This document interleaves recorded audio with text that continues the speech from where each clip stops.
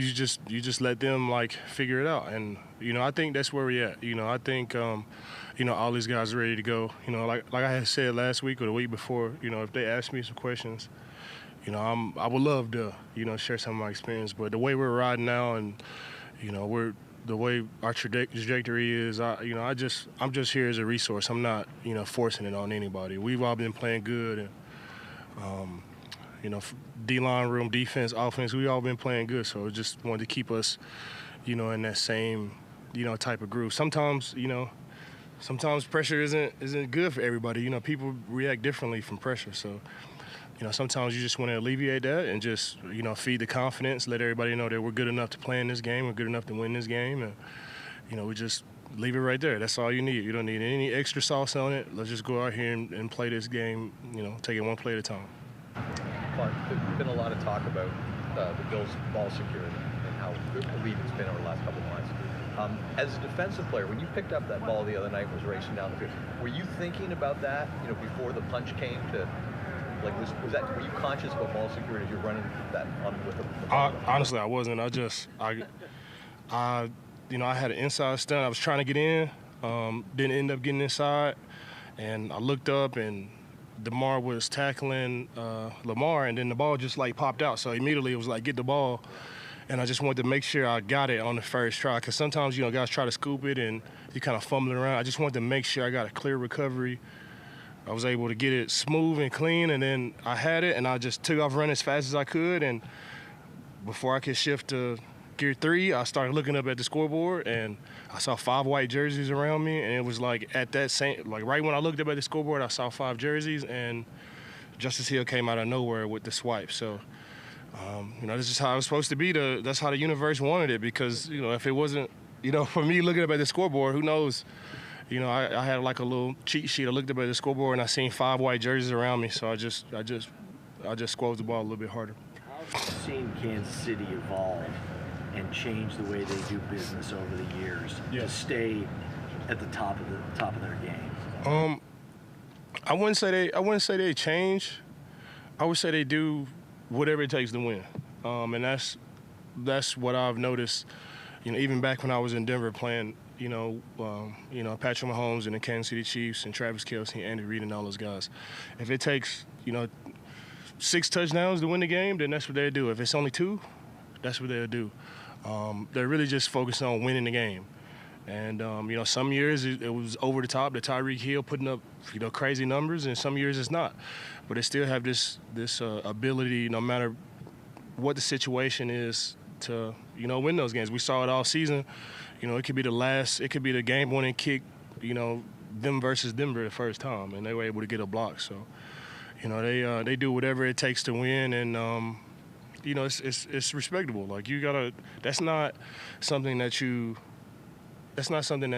coach or teach. That's just the lifeblood of the team. And, after you win so many close games like that, like they have, it starts to feed into the confidence, and rightfully so. They've been in those situations time in and time out, and they're doing whatever it takes to win. If that's Pat throwing the ball 100 times, that's what they do. If it's running the ball, that's what they do. If it's defense playing stout, Chris Jones coming in, and all of those guys on defense to get it done, that's what they'll do. Whatever it takes to win, that's what they're trying to do for sure.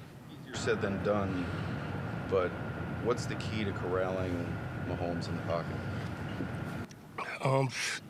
I don't know. I wish I had a magic play that we could draw up, and I would be calling it every single play. But he's just one of those players. Like it's kind of like Kobe. Like, he's gonna score his shots. He's gonna score his points. No matter if you have 2 guys on him, 1 guy on him. No matter if you're playing man zone, if you're rushing him, like he's gonna make plays. We just got to make a few plays. More than him. Got to understand what we're doing, understand how we're rushing, and really all 3 of these games that we've played in. Counting this one coming up with Patrick Mahomes and Bo Nix and Lamar Jackson, all those guys have the ability to take over the game, by themselves, just using their feet. And we just got to know what we're doing up front. That's not being timid, and it's not being too aggressive. Just knowing what we're doing, knowing where we're rushing, knowing what we're trying to accomplish, and understanding that he's going to make plays. We just got to make a few more than he does. After last week's win, Josh Allen talked about a conversation that you two had in the beginning of the season before it started about some sometimes the ball will roll your way. Josh just mentioned it again today. What do those conversations look like when you guys are setting the table for the season? Honestly, it was just conversation. It was just me and him. We just happened to be in Cabo at the same time. I think he was there for a wedding, and I was there for a vacation. And word travels fast, especially when you stand at the same spot. And I gave him a holler, and I just went over there, and we weren't even talking about football at first. I was just talking about Josh and the type of guy that he is, and nerves, and just giving him some of the things that I've relied on to help me get through high pressure situations, because we all have them. And I was just telling her, I find peace in knowing that I'm really not in control. I can only control leading up to the game. I can only control how I prepare. I can only control my interaction with my teammates, getting rest. That's all I control, being prepared.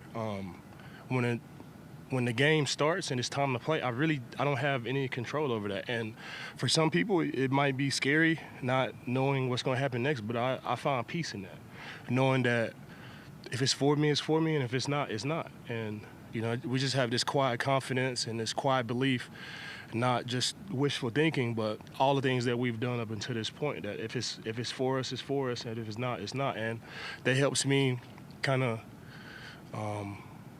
really package things in my mind. If something bad happens, that's just how it was supposed to be. The universe is leaving clues and signs for us all day long, each and every day, and it's up on us to be able to decipher that and really read that. And it's the same here at the football field. All I can do is control the type of person I am, my preparation, my recovery, being ready to go. And I find peace in knowing that when I step on that field, like, this is just how it's supposed to be. The ball in the Ravens game, we had 3 guys around. It was Q-Jeff, and we had Smoot right here, and the ball just, boom, sat there flat, and it just was screaming at me, pick me up, man. Like, it just said, pick me up, run with me. And I reached down, and so many times you fumble that ball. I've been in that situation before where you kind of bobble that ball, and it takes you a second to get it. And it just stuck to my gloves, and I'm running with it, and I'm running as fast as I could, and I look up at the scoreboard, I see 5 white jerseys, then Justice Hill comes out of nowhere to try to swipe it. 9 times out of 10, that ball is gone. It's just, that's just how things were supposed to be. I had a lot of good rushes this season. A lot of those great rushes didn't end up being sacks. Like, you just package that. That's just how it was supposed to be. And, I'm kind of paraphrasing, what I was telling Josh, but I find peace in knowing that no matter what I do in the game, that's just how it's supposed to be. And it's super dope to have conversations like that and to be a conduit from, the universe to, like, send that message to him. I take a whole lot of pride in that. And for him to be receptive of it is super cool. And, we're still writing our story. And, if it's for us, it's for us. And if it's not, it's not. Well, we have that quiet confidence through preparation and the belief of all the situations that we've been in that, it's for us. Was there a certain point in your career that you came to this mindset where you were like, I'm just going to let it go and see what happens? I mean, I'm still, like, working on it. I think, humans, we all deal with consistency issues. You might be good year 1, year 2, year 3, year 4. Well, and sometimes it just, falls off the tracks, and you just kind of got to build yourself back up. In year 14, I've been in the highest of the highs, and I've been in the lowest of the lows, and I've been injury issues, off the field stuff. I've been in each and every situation that you can possibly be in. And for me to compartmentalize all of those good things and all of those bad things, this is just part of my story, and this is how it's supposed to be. I'm taking it one day at a time. I'm controlling everything that I possibly can. My intentions are to be the best teammate, the best person on and off the football field, to go out there and get 10, 12 sacks and prepare with that same intention. And, everything else that happens outside of that, that's just how it was supposed to be. Vaughn, you mentioned the quiet confidence. Josh Allen talked about the anxiety early on in his career in the postseason. How do you see the quiet confidence in this season? Yeah, I think it just comes with experience too. Like, being in those situations, like, you can't really work through those nerves or that anxiety without, doing it. And Josh is the same way. He's played in the AFC Championship Game. We've played in Divisional. He's won games, lost games, had a whole bunch of yards, didn't have a lot of yards, had a lot of yards, lost the game. didn't have a lot of yards win the game. Like, made the game-winning throw, made the game-losing throw, however it goes.